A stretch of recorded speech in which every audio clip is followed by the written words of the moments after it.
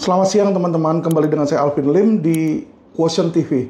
Teman-teman, beberapa hari lalu kami ada melakukan podcast dengan narasumber yang bernama Pak Tommy Atmadireja yang mengalami kendala dengan penyidikan yang terjadi di Polda Jawa Tengah.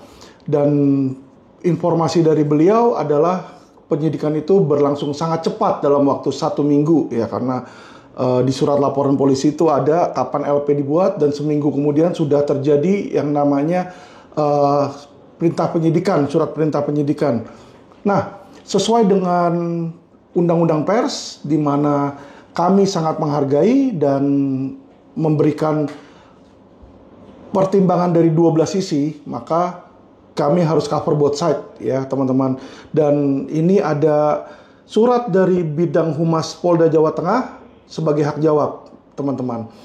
Nah, ini membuktikan teman-teman ya bahwa acara Quotient TV ini dihargai dan diatensi oleh baik aparat penegak hukum, itu kepolisian, kejaksaan, kehakiman, maupun lawyer-lawyer lain. Itu banyak yang menonton acara ini teman-teman. Jadi bagi teman-teman yang nantinya ada masalah, kasus yang ingin agar diatensi atau diviralkan, bisa ke kami teman-teman ya. Kenapa? Karena acara-acara yang ada di Quotient TV ini acara-acara bertajuk hukum. Jadi kalau teman-teman punya masalah hukum yang tidak diatensi, ingin diatensi, silahkan hubungi Quotient TV teman-teman ya.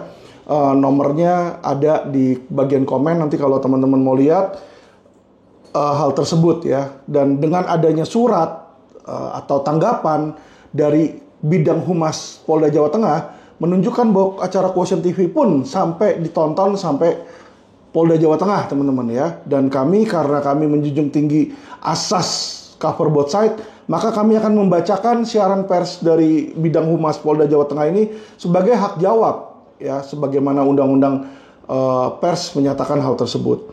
Saya bacakan, judulnya adalah dianggap terburu-buru tangani kasus pengusaha genset Polda Jawa Tengah sudah diselidiki selama 7 bulan katanya. Polda Jawa Tengah beberkan kronologi penanganan kasus pengusaha Jakarta, Kabid Humas, ditangani hati-hati dan profesional. Semarang, Polda Jawa Tengah memberikan klarifikasi terkait penanganan kasus pengusaha genset asal Jakarta berinisial TA atas dugaan pemalsuan surat dan persaingan usaha tidak sehat. Penanganan kasus ini sempat menjadi unggahan YouTube dan konten pemberitaan di mana pengusaha TA merasa heran penanganan kasusnya ditangani secara cepat dan menganggap di Treskrimsus Polda Jateng terburu-buru menaikkan kasusnya ke tingkat penyidikan.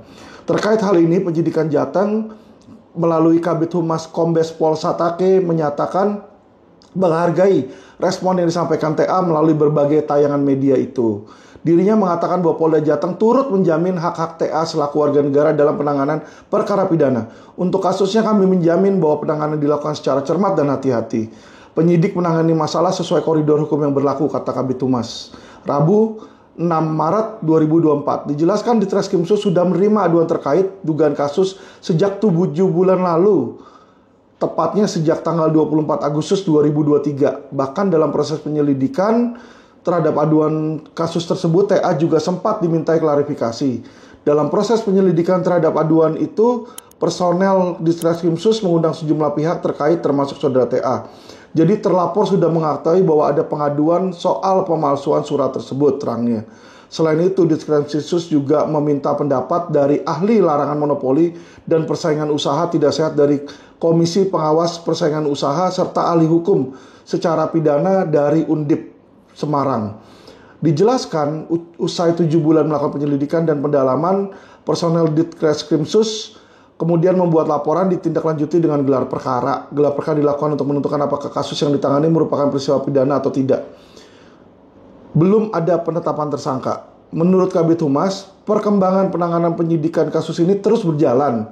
Penyidik belum menetapkan tersangka atau baru melakukan pemanggilan saksi. Penyidikan masih berjalan. Belum ada penetapan tersangka. Saat ini baru dilakukan pemanggilan saksi dan akan berkembang pada saksi-saksi lainnya. Kabid Humas menjamin penanganan kasus terkait dugaan pemalsuan surat dan persaingan usaha tidak sehat dengan terlapor pengusaha TA ini ditangani secara profesional dan prosedural. Dirinya juga menambah bahwa penyidik akan bertindak secara objektif sesuai aturan dan undang-undang yang berlaku. Kami juga meminta terlapor, Saudara TA, tetap kooperatif. Naiknya laporan terhadap kasus tersebut 3 tahap penyidikan sudah dilakukan melalui proses yang matang. Di sisi lain, Polda Jawa Tengah juga menghargai hak-haknya selaku warga negara dan orang-orang yang tengah menghadapi perkara hukum pungkasnya.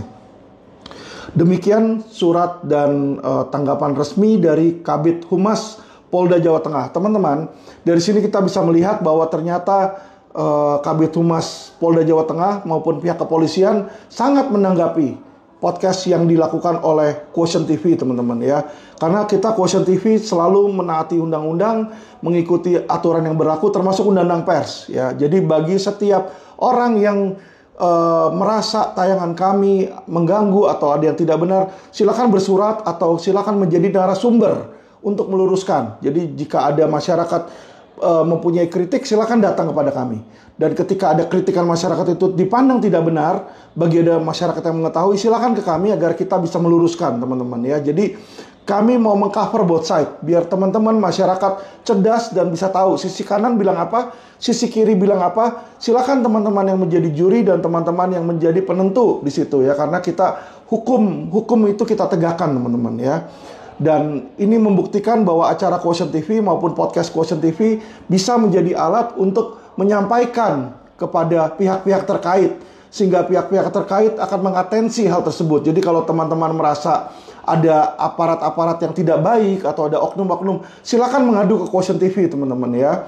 Kami akan bantu penayangkan hal tersebut sehingga teman-teman tidak menjadi korban kriminalisasi maupun korban oknum. Karena kami yakin bahwa aparat penegak hukum, baik itu polisi, jaksa, maupun kehakiman, Mahkamah Agung, mereka ingin agar masyarakat itu mendapatkan yang terbaik dan tidak menjadi korban oknum, teman-teman ya.